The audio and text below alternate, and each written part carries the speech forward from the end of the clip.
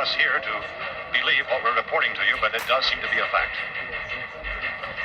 When this emergency first began, radio and television was advising people to stay inside, behind locked doors for safety. That situation is now changed. We are able to report a definite course of action. Civil defense machinery has been organized to provide rescue stations with food, shelter, medical treatment, and protection by armed guards. All my friends packing up for the hills. Both my cousins said the desert's chill. Better run for your life if you wanna survive. Spend all night praying, dreaming about the summer days. Gonna drink Non-stop rock talk with Tyson, Friday. Hey Derek, welcome to Non-Stop Rock Talk. It is really great to have you on the show today. How are you doing, man? I'm doing great, man. How you doing? I am very well, thank you. All right, good. I guess now, what is before we even start, and then we'll segue into the latest single, kind of what's the status in terms of everything going on in the Bay Area? Are things back to normal, or are you guys still in isolation? No, everything's still locked down, man. They just have a few things, like they just opened up golf courses yesterday, matter of fact. But pretty much everything is still the same as it was the last month or so, except for a couple things. But they said that they're going to open up a few more things on Friday. They didn't say what, but there's going to be a few more things. I'm not sure what that means exactly. You know? Yeah, we're kind of in this. We're a little bit more locked down than that. They haven't opened the golf courses and whatnot yet, but we're hearing probably in the next week or so. But it's going to be friggin' cold here next week, so. Where's that? Toronto. Just like 40 minutes from Toronto. Right, okay. Yeah, so. Yeah. So for some reason, it's below seasonal here this week.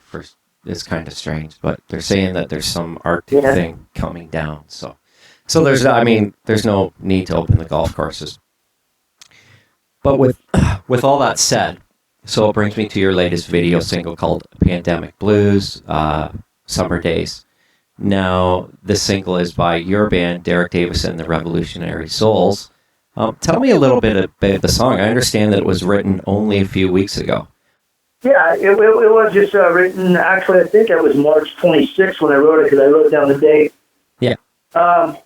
Yeah, it just came about from a conversation I was having with my cousin and one of my friends. We were talking on the phone, and I was kind of laughing because they were like, hey, dude, we're going to, we're taking our families, and they have big RVs, so they're taking their families, and they're going up to the desert, and they're going to stay there for like 3 or 4 weeks. Want to know if I wanted to come with them, and have my wife come with them, and rent an RV and all this shit.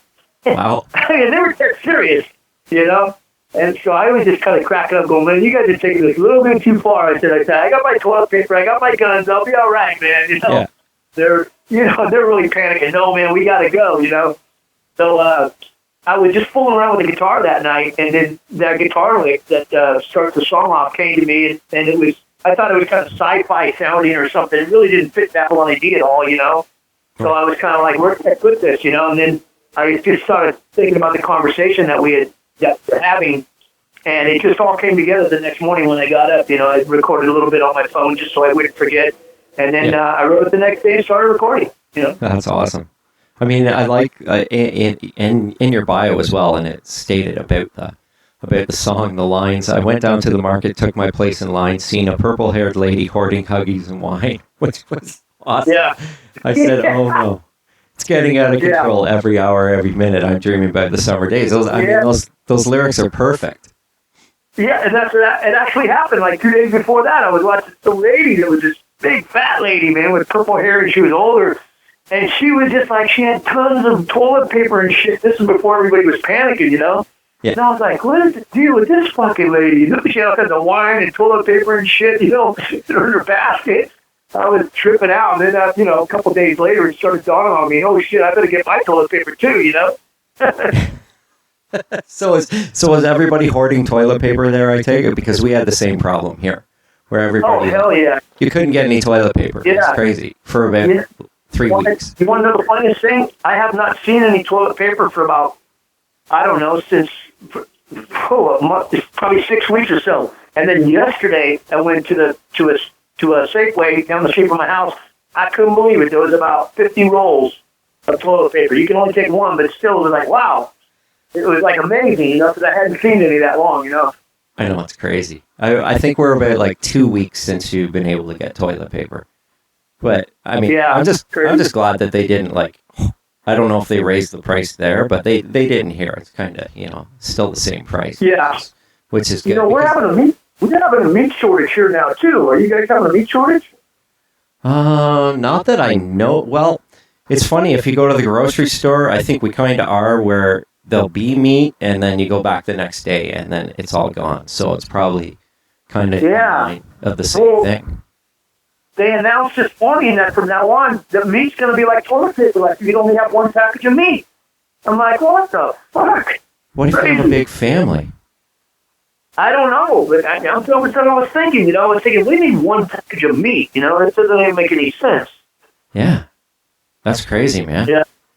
I know. I guess, they're having problems with dairy and all the cows and all that other kind of stuff. A bunch of people are getting sick that work at the slaughterhouses, So something happened with... That's nuts. But no. Wow. And then you got those killer bees, you got those killer hornets coming around, stinging people and shit. That's jeez. Man, I mean, it's just such a weird time. It's like an apocalypse, man. Yeah, no kidding. So, the song's kind of got it's got a real reggae drum feel, and it's kind of laid back. But what I thought was cool was the guitar solo is kind of rocking. So, it's like a kind of a, more of a hard rock type of solo, which I thought was cool. Was that kind of the thinking as you were doing the song? Well, see, so when I wrote the song, like I said, I knew it wasn't like a Babylon A.D. song because I had just a lick, you know what I mean? Yeah. And I started fucking with a lick, and I was like, well, this isn't a Babylon A.D. song, but man, I could put this with my new band, you know what I mean? And since I had the lyrics, I started writing all the music to it, and I knew it was a little bit funky, and I've actually got 3 different versions of it. That was the one that we went with, because when I had the band record their parts, after I demoed it, the bass player was just kind of fucking around on the bass, and he was kind of playing funky at first, like slapping it, And I thought the slap was really cool. It was really funky, And then the drummer said, "Hey, what if we try a reggae beat kind of like to it?" And I said, "Well, shit, yeah, I'll try anything, And so they started jamming with the reggae type of beat, and I was like, "Well, that sounds pretty good." So I had 3 different versions. I had the version that I did the drums on. I had the version that my drummer had. We had 2 different versions of his drumming playing straightforward like slap rock, and then we had the reggae version. Then I sent it out to about 4 or 5 people that I know, and all the band members had it. After I mixed it, I said, "Which version do you guys like best?" And out of about 8 people that I sent it to, there was only one other person and me that liked the rock slap kind of version better. But everybody else liked the reggae version better, you know what I mean? So I was like, well, obviously I must be wrong. It's like there's only 2 of us that and they like both versions. Don't get me wrong. Everybody likes both versions. It was very hard, everybody.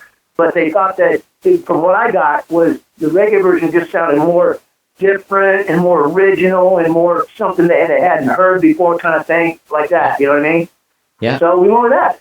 Yeah, it's cool. It's a killer. It caught me. It's the first time I listened to it. I was like, oh, that's really cool. Because it was different, but what I noticed is with your voice on it, knowing, you from Babylon and your solo stuff, it's still, it's hard to explain, but it's still, because of your voice, it's still really, really cool. It's just, it's not like I tried to sing in a different style or some crazy shit like that. That would have really kicked that up. If I would have started going, "Good jamming" or something, that would have fucking all totally. Good jamming to the coronavirus, man,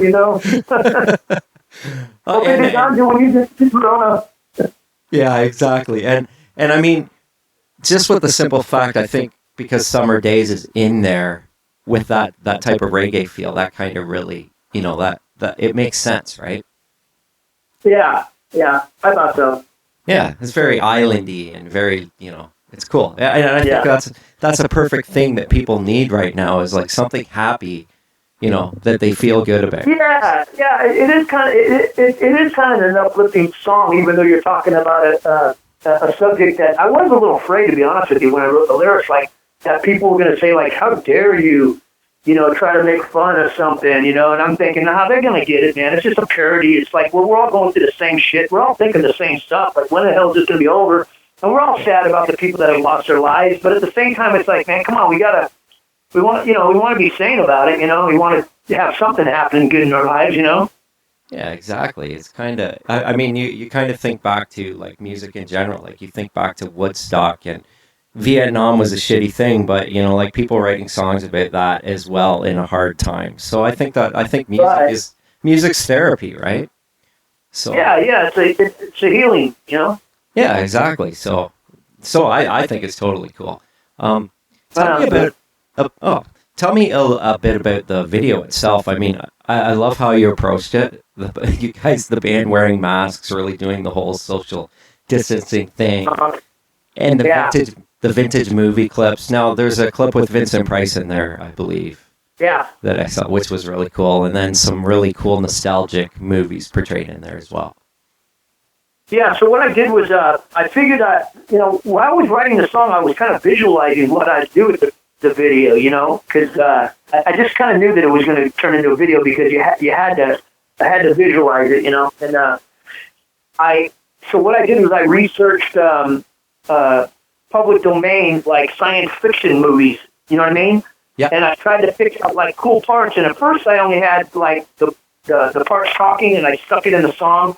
So then I would get the film parts, like from Pellinger.com or any site that has public domain stuff, and I'd find that stuff, and then I'd clip it in the video, So even though the song even the single has all that stuff going on, you know what I mean? Yeah. It's not like the single doesn't have it. It's there. All the talking parts are there and everything I got, So I thought that was a little different, too. I haven't really seen anybody really do that, So I thought that was pretty cool.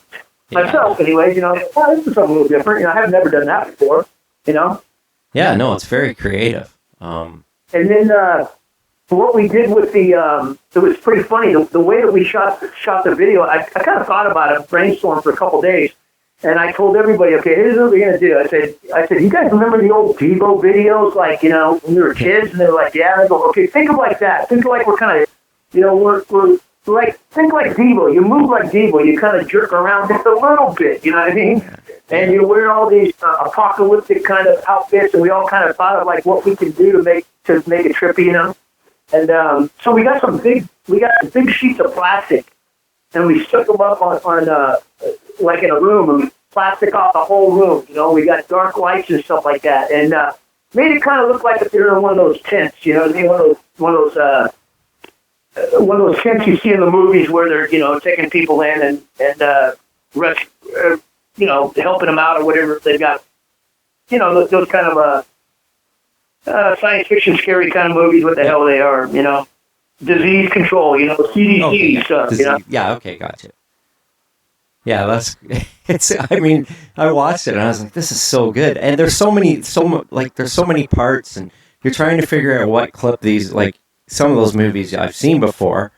And like, what is that from? It's a very good way of, conversation piece, even if you're watching it by yourself, but you're thinking, what is that from? And I think that's really cool. Yeah.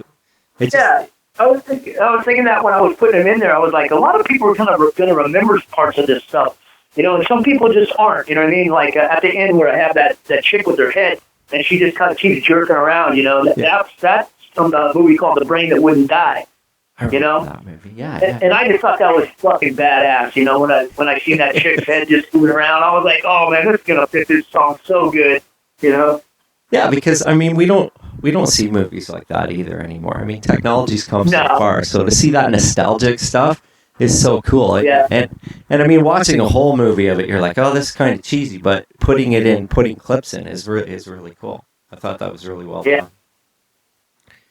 I tell you, I've done a lot of videos, but that was actually the funnest one to make and edit and cut and everything like that, just because it was, I was trying to do something different and just think out of the box. And even when Kyle put down the lead guitar, I just told him, I said, look, we're not just going to play a hard rock lead. You're going to play a hard rock lead that's really out there, just like really weird. You got to listen to the song and think science fiction, man. You got to big chords, and you got to throw a whammy bar in there and a wah-wah and just make it really crazy. You know what I mean? Yeah, that's so cool. Yeah, it's science fiction with reggae, which is even cooler. It's just no, man, it's a whole new thing. It's called science fiction reggae rock. It's a whole new thing. Perfect. That's going to be like your thing now. You're no longer like hard rock. It's like science fiction reggae rock.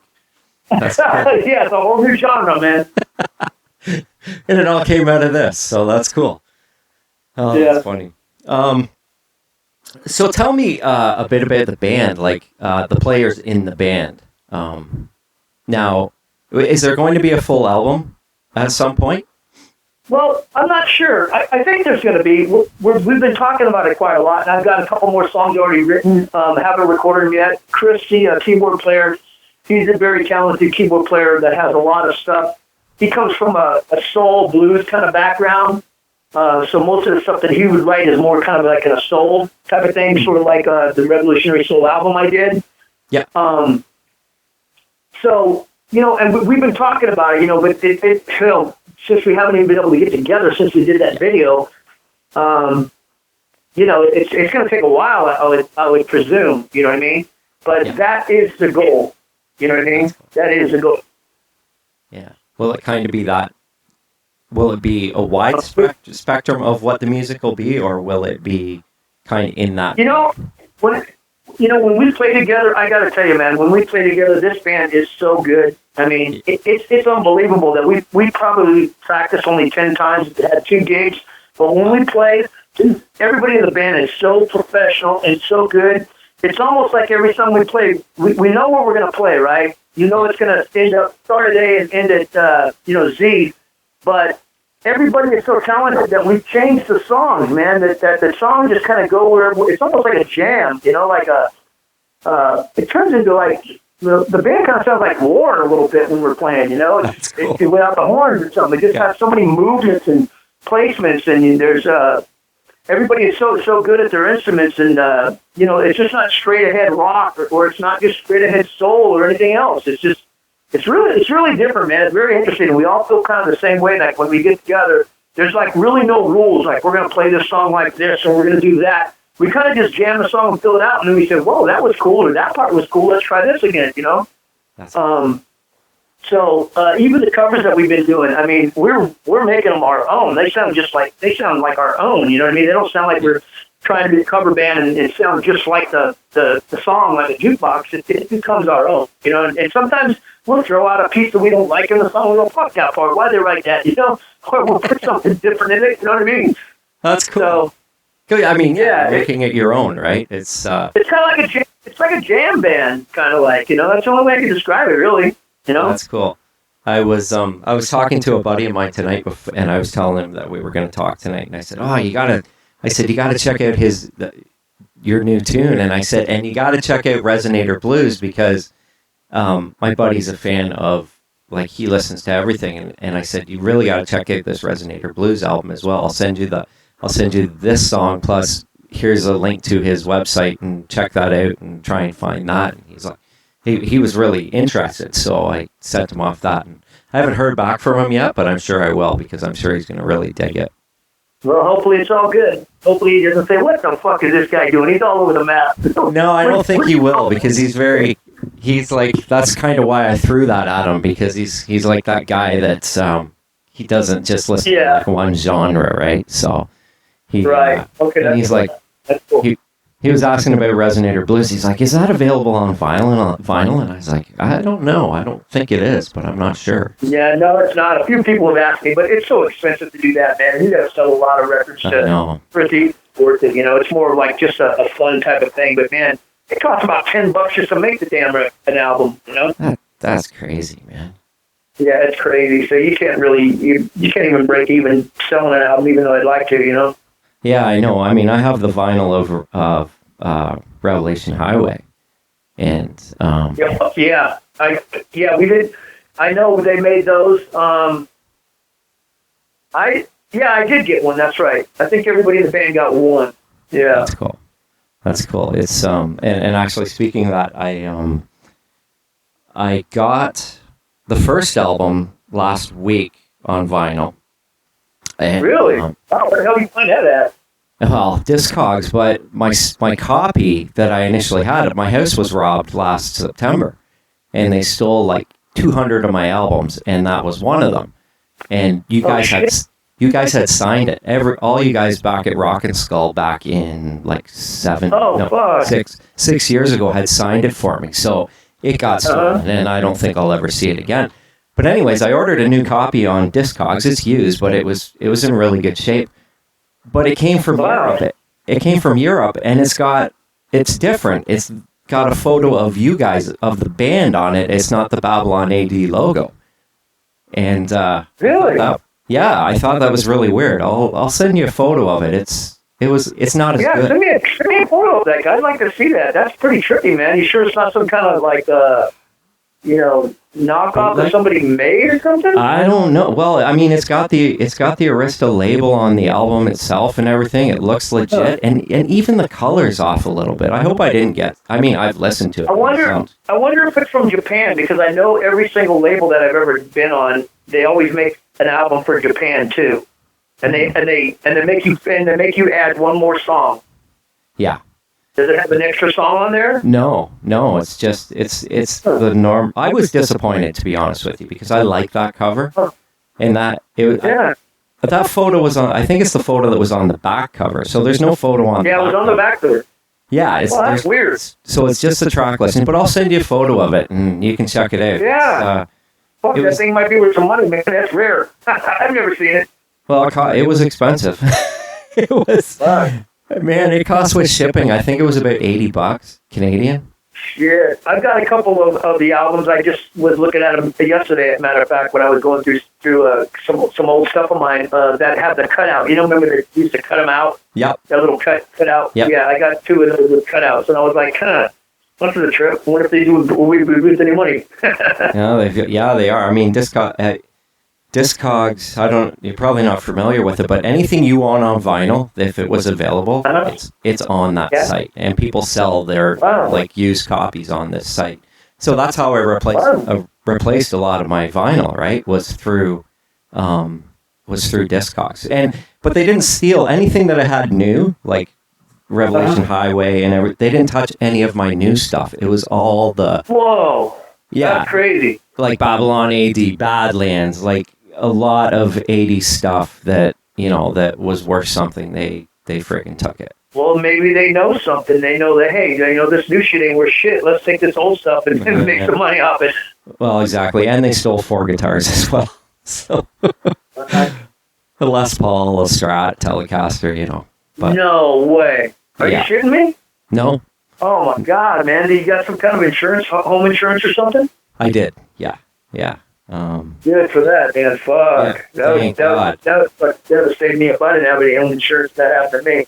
Oh man, no shit. It was about 60,000 in stuff lost, stolen. Fuck. We were away for the weekend, and the house got ransacked. It was Labor Day weekend, and then we got a phone call from our neighbor saying, "You better come home." Like, it was like, holy shit! Like they couldn't get all the albums out. They probably couldn't lift them all, and they were like even scattered on the back porch. And oh man, it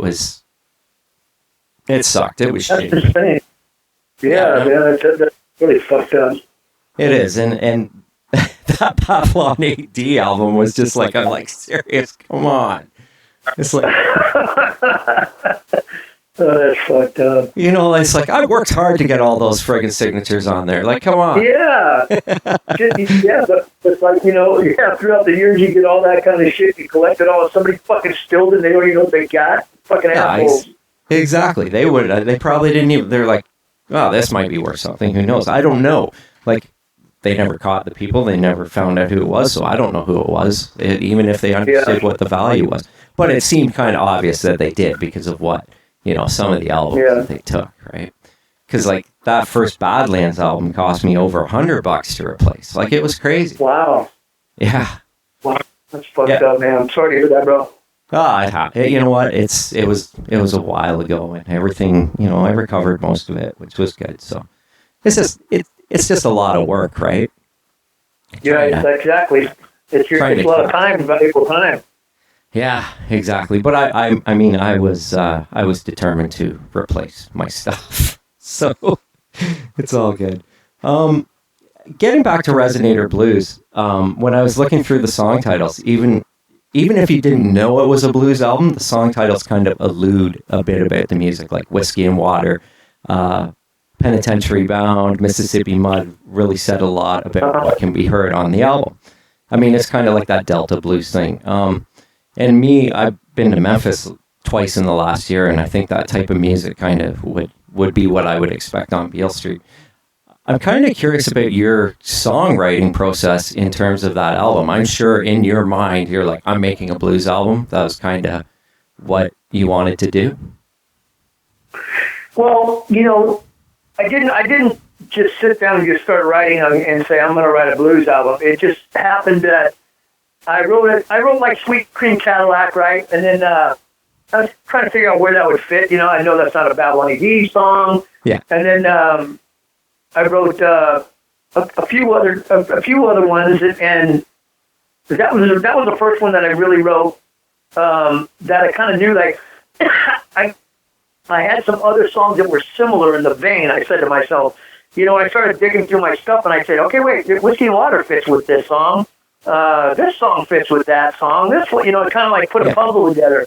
So, and then I wrote 2 or 3 more songs where it was like, okay, now I have a product that all could fit together in a band or fit together as a record. It's not, they all fit somehow together.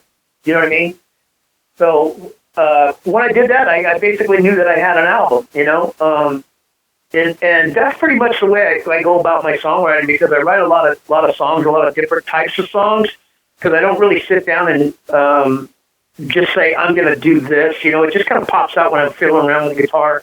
And wherever it goes, that's where I just go. Wherever the song sounds like it's supposed to go, then that's the direction that I go. I mean, I probably have right now about 15 songs that are more like a pop rock type of vein, I would, say, that don't sound like, they don't sound like they fit Babylon A.D.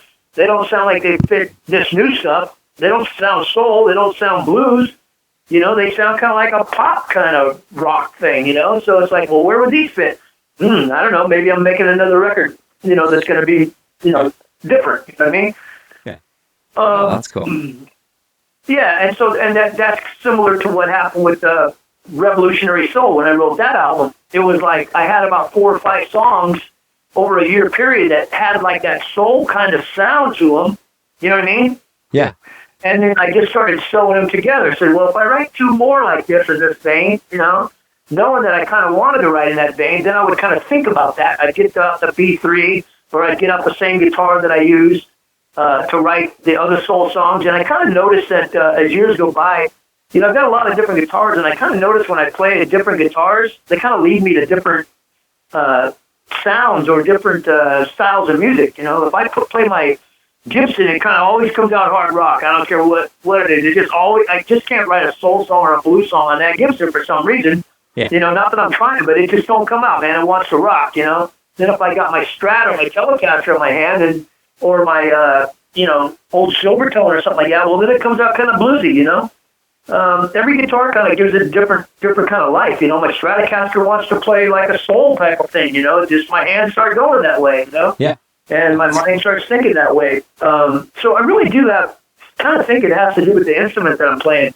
And then if I'm playing keyboards, I always end up writing some kind of mushy kind of pop love song or something, I've got a bunch of those, They're like Journey or something that people crack up when they hear them. Like, fuck, dude, this is totally different. I don't even know where to put this. This doesn't really sound like you, but it's like, it's a good song, But it's like, I don't know if I should put that out there. People think I'm a mushy dude, you know what I mean? Like Perry or something. Because no Babylon A.D., like even a slow song, ever was really a Journey type of ballad, right? Exactly.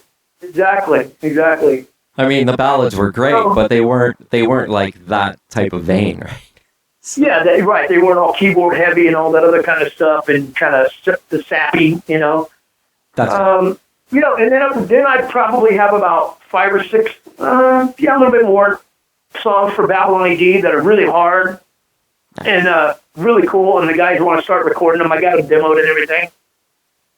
So I'm kind of waiting to get about 4 or 5 more songs for that, and they're kind of sending me tidbits every once in a while. It's just I wouldn't say the band is really on hiatus, but we're kind of just like, everybody's kind of doing their own thing. I'm doing my own thing. And at the same time, whenever it gets together, it's going to come together. We have some of the songs, and we played a few of them live last year, and everybody's like, wow, that's a great song. So it was like, okay, cool. So people like this, Yeah. So yeah, that's we'll awesome. see what happens. I mean, Yeah. So no other Persuader songs on the next album, I take it. I think we were talking about maybe doing this song called Backstreet Girl. Okay. That was on a demo. That's a cool song. It's a really cool song, It might change a little bit of lyrics just because they're a little bit corny, 25 years ago, whatever. But it's a really cool jam. The music is really heavy and really cool and up tempo. Like a Motley Crue thing or something. Yeah, because that is on the Persuaders the release, right? That one's on the Yeah, that is on the what was that one called? Something beginning? Unreleased tape or something. That was like a demo tape, that we put on there. Yeah, so you probably heard the song. It's a pretty cool song, Yeah. I think Yeah, so. I like I think all we those might songs. do that one. Cool. Yeah. That's cool. I loved Revelation Highway, man. It was a great album. I listened to That's it cool. quite a lot, man. It was, and I think the very last song, I can't remember what it was called. It's just escaping me right now. I just kept rewinding. I loved that tune because I liked the guitar riff at the beginning. It was just really. I think that was "Don't Tell Me Tonight." Yes. Isn't that right? Yeah. Yeah.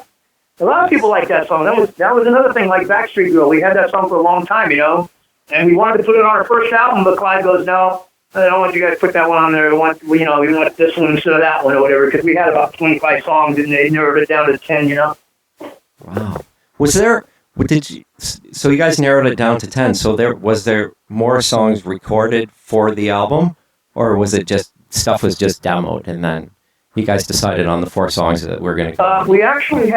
We actually recorded 2 more songs for the album. Was it 2? No. Yeah, 2. 2 more songs for the album that were recorded, in the recording studio, at Ocean Way and stuff, and have that whole Babylon A.D. song. We've never released them. Oh, wow. There's a song called, let me think for a second. Oh, God. It's popped out of my head right now. Clyde really liked it, but most of us thought it was a little bit too poppy for us. That kind of makes. God damn, I'll think of it. I'll think of it before we hang up. Okay, I mean because. Oh, I know what it was called. The song I'm thinking about. The other one I can't remember, but the song we thought that might be make the record and even be a hit was a song called "Love and Dreams." Love and Dreams. And it was a good song. I thought it was good, but I thought it was just a little corny. Kind of like I thought Psychedelic Sexual Action was corny. The same type of thing. I love that too, man. I listen to that all the time still, man. You and a lot of other people, man, but I can't stand that song. That's funny. You know what? I didn't pick up on that song until years later, to be honest with you. Really? Yeah, it was like one of those things because I loved the single. Like I loved Bad Blood. That was another one that I would just listen to over and over again because I really liked that song. Really? Yeah. Wow. Yeah. It was just. And, but you know how things change over the years. There are different songs pop up to you. And all of a sudden you're like, how did I not notice this one before, It's kind of strange. They put a lot of money into that song, and we kind of fucked up our career on that one, So because we didn't play it live, and they got pissed off, man. Oh, really? Oh yeah, they promoted the shit out of it to radio. They gave them all these boxes, like about as big as a cigar box, that had like these psychedelic rubbers on them, and these little booklets that showed you how to have psychedelic sex and all this shit. And they really went out of their way. Arista Records did. They sent it to all the record companies, the radio stations throughout the country, and then they sent everybody down to the to a gig that we were playing in Chicago. they flew them all out there, and we really didn't even know that they were flying them out there. We just, the day we woke up, our manager comes on the bus up there, everybody, Eric's just flying, all these radio programmers out, and you guys are going to play Psychedelic Sex Reaction. And we all looked at each other and said, what the fuck? No we way. don't play that song. Yeah, we said, we don't play that song. He said, well, then you better get in the back of the bus and fucking learn it, Holy shit. Yeah. So we go back to the bus, we're in the back of the bus. It's about 2 hours before the show. And all these fucking radio guys are showing up. And they're coming on the bus and talking to us and hanging with us. And we still don't even, we haven't played the song in a fucking year. You know what I mean? We never played it live. Yeah, so we decided, fucking, we ain't going to play that song. So we get up on stage and we play, right? We get done and we get up, we do our encore, we go back up, and we do 2 more songs. And then we get done, we come back to the bus. Our manager had a fucking heart attack. He fucking exploded, man. You fucking guys, you just fucking ruined your career, you fucking assholes. What's wrong with you? Arista spent $50,000 fucking dollars spending these people out, and you didn't play the song they came to hear. And we were like, fuck you, Jay, sit down, Wow. And then, he was right, though, man. I'm telling you, because we had always been in a bus, and we were always, like, in the best hotels, and, like, living, like, the rock and roll fucking hedonistic lifestyle. Next thing we know, man, 2 weeks later, we're in a fucking Winnebago. And then all our tour support, everything was just gone. Wow. Yeah, so we cut our own throats, man. We didn't play ball. That's crazy. And hence why there was never another album. I guess. That's one of the reasons, and the other reason is Nirvana, of course. So. Well, yeah, that too. Yeah. Yeah, that topic seems to come up a lot in a lot of interviews. Well, yeah, the funny thing is I remember being in the recording studio with Tom Werman and watching that video come on in MTV, and I was like, fuck, this is badass. I like these guys, man. Who the fuck are these guys, Yeah. And pretty soon they just exploded by the time we were even mixing the record, 3 or 4 weeks later, we're mixing it. They're all over MTV, and I'm like, yeah, these guys are going to be big. Fuck, by the time our album came out 6 months later, it was like, man, I didn't know that they were going to be the kiss of death for us. You know what I mean? Yeah, it was the kiss of death for a lot of people, for a lot of bands, really. Yeah, for everybody. Everybody started getting dropped in '93, man. It was just like fucking just, you're gone. Just check. Anybody that had long hair was out.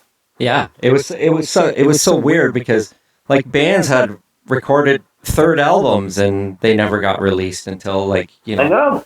20 years later. Everybody and I remember all the musicians that I talked to, even guys on my band, they're like, well, when we do the next record, let's don't have no lead guitar. What are you talking about, have no lead guitar? Well, Nirvana and all these other bands from Seattle, the record companies don't want to hear lead guitars no more. I thought, this is fucking crazy, man. We can't be a rock band without playing a lead guitar. Fuck, this is nuts. That's like telling Joe Perry he can't play lead guitar.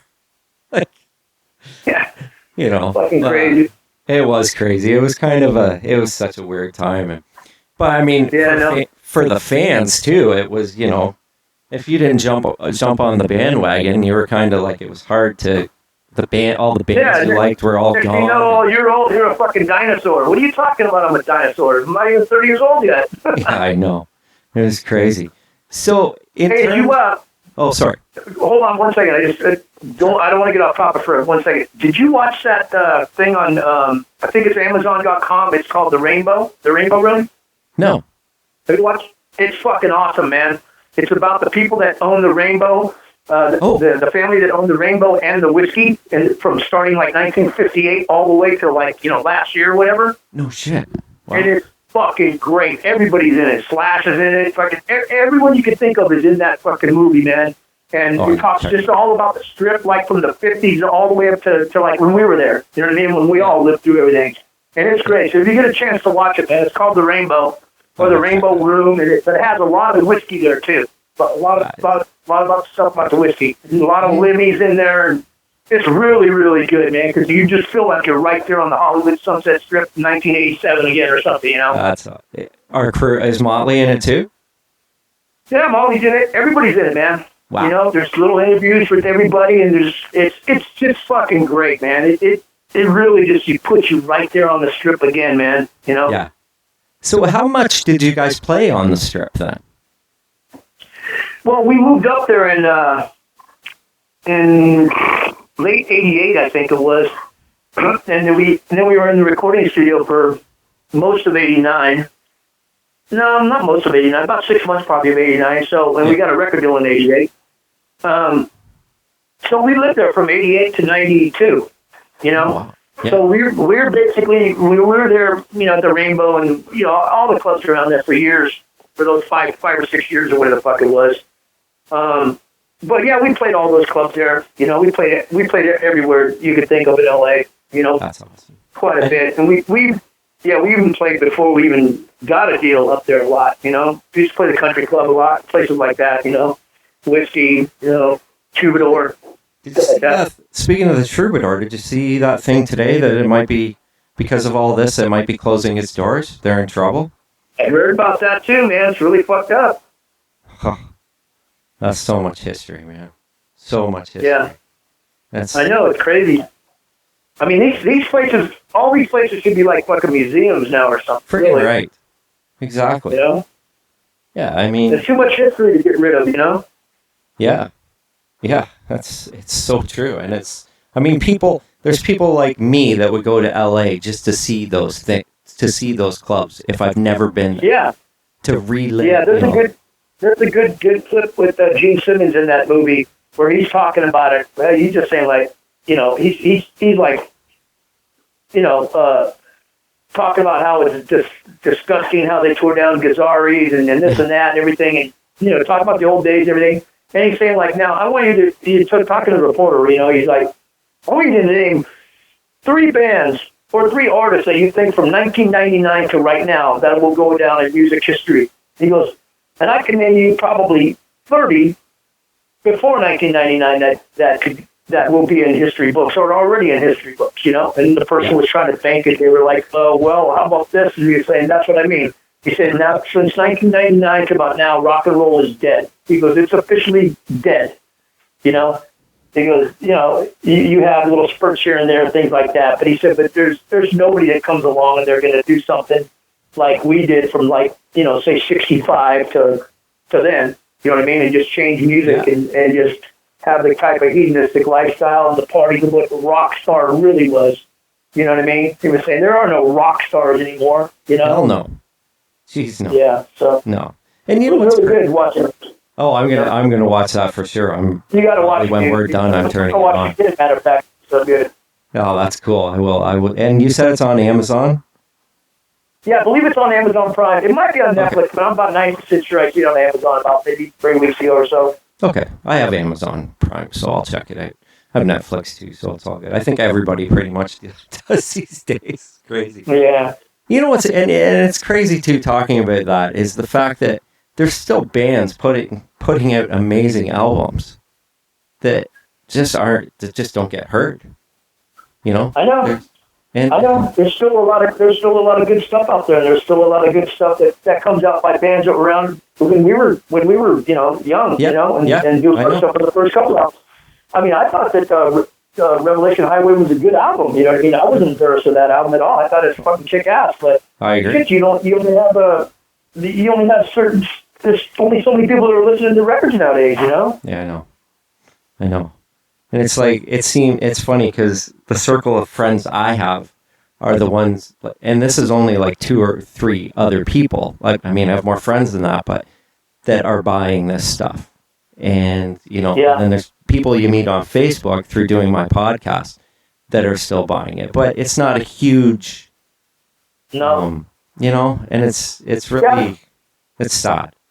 It's kind of, well, you know, the music was telling our the way we all felt back then, you know, and we were all younger, and you know, just all the chicks and all the crazy shit that you know, the hedonistic lifestyle that everybody was living at the time. It was like everybody was a rock star, you know. You didn't even have to be one. You just go down the Sunset Strip and party, and next thing you know, you'd end up at somebody's house that was a rock star. You know what I mean? You'd end up at Michael Sanker's house, or you know, you're like, how the hell did I get here? I don't know, but this was fun, you know. That sounds so awesome. Yeah. Now tell me, I'm sure many people have asked you this before, but I haven't. I'm kind of curious how Sam Kinison ended up on the album. Well, we ran into, since we were down in, living down in LA, we'd run into Sam every once in a while, party with him a little bit, you know what I mean? Yeah. So one night he was recording like in Studio B and we were in Studio A, and I think Robert Palmer was there recording in one of the studios. So we, you start seeing each other all the time, you know what I mean? Yeah. And Sam came and got me and he said, get over to my studio. I need you to do some background vocals on one of my songs I'm doing, I said, fuck yeah, right? So I went in there and I swear I thought I was in a Tony Montana movie, man. Really? It was the biggest line of coke I ever seen, man. Like fucking 6 feet long. Holy and I was shit. like, holy shit. This is way worse than the shit I've ever seen, Yeah. That's fucked up. Yeah, he had a lot of strippers there and everything, and it was probably 2 o'clock in the morning, Yeah. And so, I did the background vocals, so when I was done, I said, okay, well, you got to come over and do something for me on this song I got called King Goes Wild. Because they go, okay, I'll be over there in 2 hours. So he came over there about 4:30, 5 o'clock in the morning or something. Wow. And I had written like a little bit of a script what I wanted to do, and he said, just let me listen to the song a couple times. So he listened to the song a couple times, he goes, okay. He goes, I'm going to put it right there on that breakdown part. And I said, yep. I go, here's what I got. He goes, no. I'm just going to do whatever the fuck I want. I said, okay, do whatever the fuck you want. So he got in front of the mic, and then he just did his rap, It's so And it came out perfect. It was the second take. The first take he thought he could do, I could do a little bit better. So we did one more take. And that's how he ended up on the record, Wow. After that, What did they leave that in the video? Like, is his part? I can't remember. No, man, we were so fucking pissed off whenever they did so they do the video, right? And then they go, we're going to have somebody else remix a song. I think it was Bob Rock or something like that, right? So we thought it was going to come out great, right? And then we get the song and we're like, what the fuck? Where the hell's Sam Kinison's rap? Oh, we can't put that in there, it's X-rated and all this shit. We're like, oh, fucking no, bullshit. Put that back in there. So we had a big, giant argument with the fucking, record execs for, a good week or so, man. We were pissed. At least I was. I was really pissed off. Yeah, they took it out, and then, you're watching the video, and they have that breakdown. I mean, maybe they should have just cut out the whole breakdown or something, because it doesn't even make sense if you're watching the movie, and all of a sudden there's that breakdown, the kids running around shooting fucking at RoboCop and shit like that. Yeah. But it's like, that's where Kinison's supposed to be right here, Oh. And then they have RoboCop saying something like, what did he say? Don't run, you punk, or something like that. Really? It was like, oh my God. Yeah. And I'm like, oh man, I was embarrassed, like, fuck. What was really embarrassing? We go to the premiere of RoboCop, right, in San Francisco, and they invite all these people down, right, and they're gonna have the big giant, opening, RoboCop, and fucking what's his name, Peter Weller, whatever, couldn't show up. He couldn't make it, right? But they had the RoboCop suit. So this guy that works for the record company goes in this room and puts on the RoboCop suit. Let's shit you not, dude. And he comes out. This is classic Spinal Tap, man. Yeah. He comes out and he just walks around the crowd like he's fucking RoboCop, and everybody's getting his autograph, and they all think he's Peter Weller, Oh my God, we were laughing so fucking hard. What did they sign? The guy, did he sign it like the autograph Peter Weller, or did he sign it RoboCop? I think he just signed a RoboCop. And, we had to sit there and autograph a bunch of shit. We were laughing the whole fucking time, just cracking up, because we knew it was this guy that worked for the record company named Hilaire. Yeah. And then this was before the movie starts, right? And there was like a line down the block, it was a big event. They had RoboCop. That's cool. Giant fucking posters everywhere and posters of us. And we're thinking like, oh man, we hit the big time, So then we go in the movie theater and we sit in the back, very back row against this wall, right? And we're watching the movie. And we're waiting for our part to come on, right? And while I'm watching, I'm thinking, oh my God, this movie fucking sucks. That's what I'm thinking, right? And it gets to the part where we do, we're in the movie with the RoboCop songs on and all that other kind of shit, right? And we're up on the little TV thing. It's like, okay, that's it. We're thinking that's it. And they run the video and everything like that, And then the movie keeps going. About third away, about maybe 15 minutes before it's over. I'm like, oh man, we got to get out of here. It's embarrassing, right? And then our manager's going, no, fuck you guys. You guys just sit there. Let's watch for the credits to roll. We watch the credits. The credits roll and roll and roll and roll and roll. So like the very fucking last couple things, all of a sudden, you know, written by Derek Davis or whatever, you know. Wow. Babylon A.D. You know? Right at the end, everybody's already gone. Probably, yeah, right? everybody's already leaving the movie theater. You're sitting there just waiting for your name to show up, you know? God, it was fucking... There was so many Spinal Tap shit going on, man, back in those days. We'd watch Spinal Tap, and then we'd start cracking up because we'd go, yeah, last night we went through the same shit, you know? That's too think you're in funny, one man. city and then get another one, you know, or go down a hallway and find out you're going to, you know, to a bathroom or something and phases in a different area, you know? Fuck, it was fucking some fun shit, man. Who did you guys, like, for the first album, who did you tour with? Yeah, we toured the hell out of that album. That's why it took us so long for to get the second one out. We must have toured for 16 fucking months, man. Wow. At least. Were you opening? Yeah, we toured. No. Oh, No. Cool. So what happened was we kept getting offered like gigs to open up for Aerosmith or something like that, but they'd be 3 or 4 dates, you know. And so we would think that okay, any day now we're gonna go on a big tour. But in the meantime, we were headlining across like all the clubs and stuff like that in theaters, and we took bands like Trouble Tribe and Cool. I can't remember all the bands that took out with us. Cats and Boots and Got some boots. you know bands like that that had maybe just made a record maybe a month later than us or something, or just for some reason weren't, you know, catching as big, you know. Yeah. But you know, we usually go out and then we'd have like one band open for us that was, you know, starting to become a national act, and then or sometimes we'd have 2 bands with us, you know. But like I said, dude, they'd be pretty decent sized clubs and pretty good theaters, you know. Yeah. The first album went really well, actually. Most of the touring was, you know, sold out most of the time. So we really did think that we were on our way, you know, because it was looking good. You know, we had good audiences. And, Yeah. you know, getting offered stuff that we thought we were going to do. And next thing you know, we'd fall through. You know, we'd get a tour in Europe for a month. And all of a sudden, 2 days before, well, they decided that this happened or that happened, or the record company figures that you guys should stay on the road here because of that, you know, whatever, you know, it's politics. So, and we didn't really know what the fuck we were doing, you know. We couldn't really tell the record company or the booking agent, no, we're not going to do this. I mean, we had the William Morris booking agency booking us, so we couldn't tell them, fuck, you guys don't know what you're doing, you know what I mean? Yeah, because they're a big agency, right? They're a fucking huge agency. They know what the fuck they're doing, you know. They're booking Madonna and they're booking us too. Well, hell, they got to know something, you know. Yeah, exactly. Wow, that's crazy.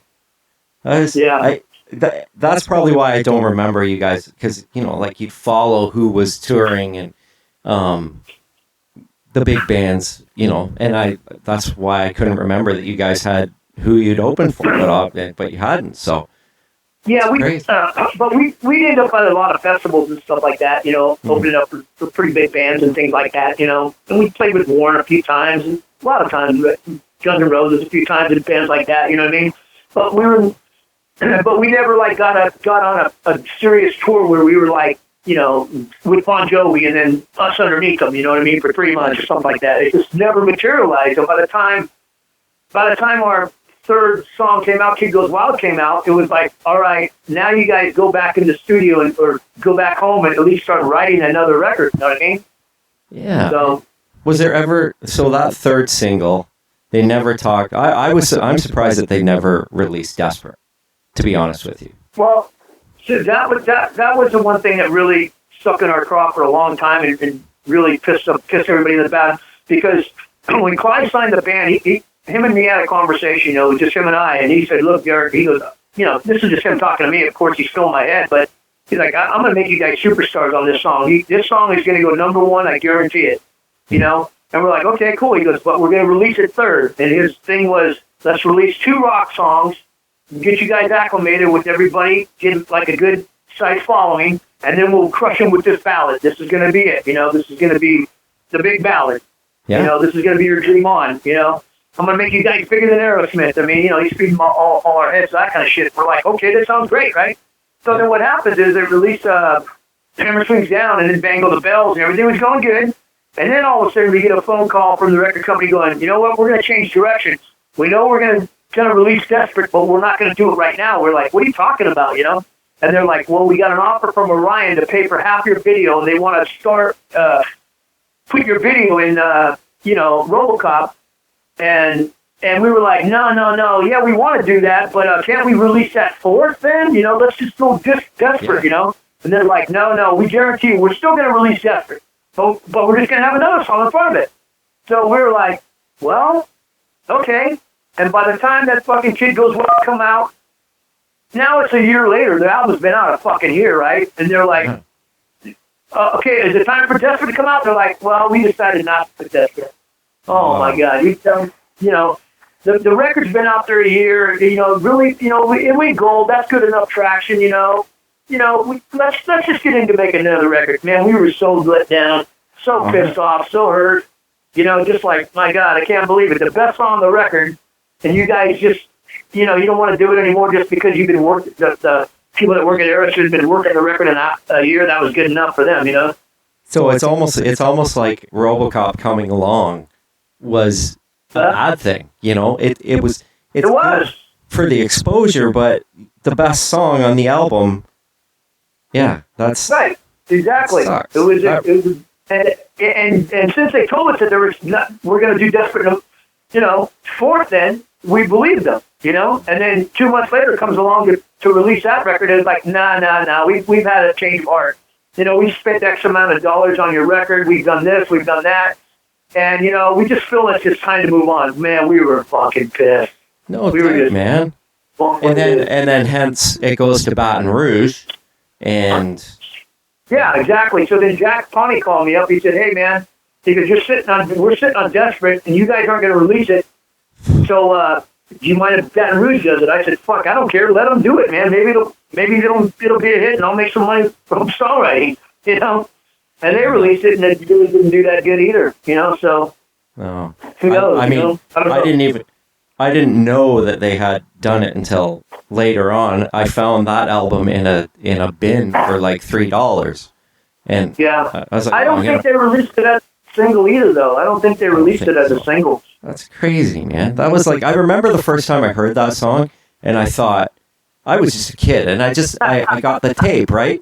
And no, I was like 15, 16 years old, and me and my buddy bought a bunch of stuff from Columbia House. But the funny thing was, you couldn't get a lot of those titles in Canada, so we filled out the American one from like Circus Magazine and sent it in. Well, we ended up getting all the stuff, the tapes, right? So I got Babylon A.D. And I remember the first time hearing that song and thinking, "That's a fucking hit! Like, this is a hit, man!" Like. And then it never came out as a single. Hey, you want to know what's funny about that song, man? It's been covered probably, I'm just guesstimating, but if I could count, I would say it's been covered by about 10 to 15 other artists. And no one's ever made it a smash yet. It's been covered by like an R&B singer chick. I can't remember her name right now. What's his name?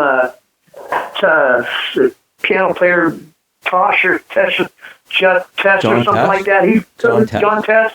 There's all kinds of people that covered that song, but for some reason, it's never got. I don't know. It's never came through. And the versions I've heard from it though don't sound that good. I don't know what it is, man. The lyrics are good in that song, and it's got a great melody, and people kind of change it just a little bit their way, but they don't make the song any better. You know what I mean? Yeah, of the two versions, I like the Babylon version better. Like, the Baton Rouge one is decent, it's good, but there's something about the sound and probably, like, just the way you guys did it. It's different, and I think that's why I always thought that if it had been released, I think it would have done really well, but what am I to know either, right? So. Yeah, I know, man. It's just one of those things. I'm right there with you. Yeah, one of those things, man. I always figured there's a reason for everything, shit, man. If that song would have became a big smash hit or something, who knows, man? I don't know where the fuck I'd be, If it sold 5 million copies or something like that, hell, I might go fucking nuts.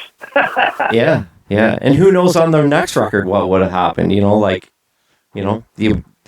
Yeah. it could have been totally different. You would have maybe wrote different songs. Who knows, right? It's just Well, people have to understand when you're a rock band and you get your first album, and especially if it does pretty damn good, and you're making your second one or whatever, you're in a bubble, man. Everybody that you talk to is telling you you're great. Yep. And you kick ass. There ain't nobody coming up to you and giving you a check and saying, I don't know about this, bro. You better not do that or whatever. Everybody's just kissing your fucking ass. So you start believing all that shit, Yeah. And I think that's why a lot of musicians start turning to drugs and stuff and kind of self-isolate a little bit because they're like, nah, the reality isn't exactly the same, And plus, you're doing a lot of partying and there's, it's you can get out of control really quick, you know what I mean? You can start thinking you're a badass, you know what I mean? When maybe you're not that good, just so people are telling you that. So it's hard to get grounded. It's hard to stay grounded. You know what I mean? Yeah. And when everybody's showing love at you all the time, you know what I mean? Oh yeah, so true. I mean, even with a gold album, I'm sure, things change. There's that momentum and you're going to that next level.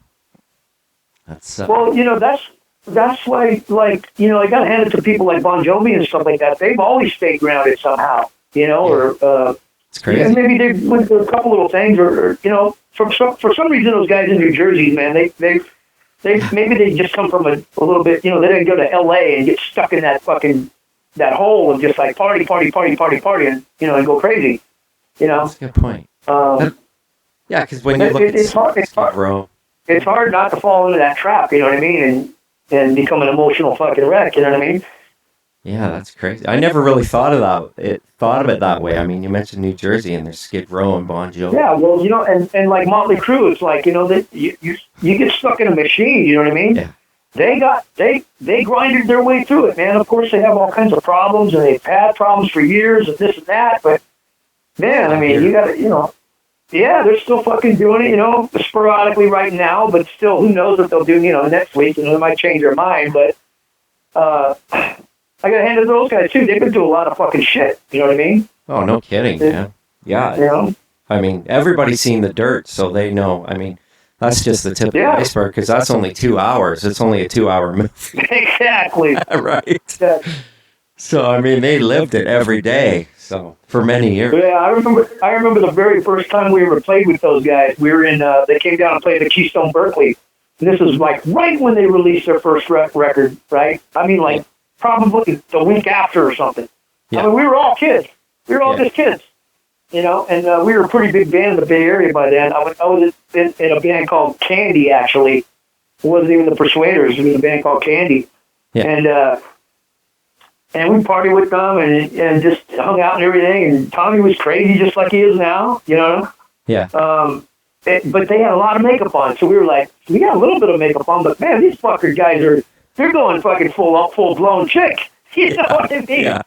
So you're wondering, well, should we go full blown chick? No, let's don't do that. Yeah.